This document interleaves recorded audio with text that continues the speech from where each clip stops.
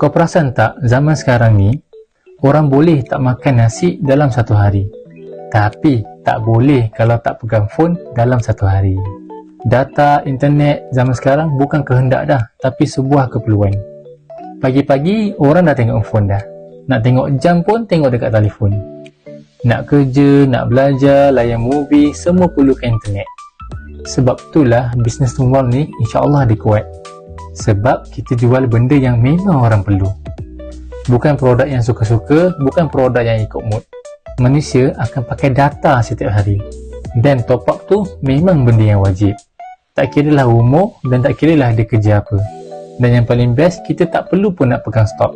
Kita cuma share dan sistem akan bantu kita jalan.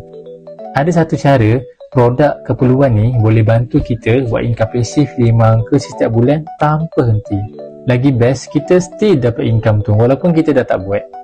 Menarik kan? Korang boleh join webinar malam ni pukul 9 malam. Percuma je, tak ada kena bayar apa-apa. Disebabkan percuma, tempat sangatlah terhad. Siapa cepat, dia dapat.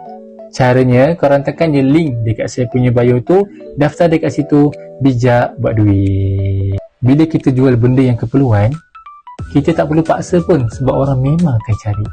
Style kan?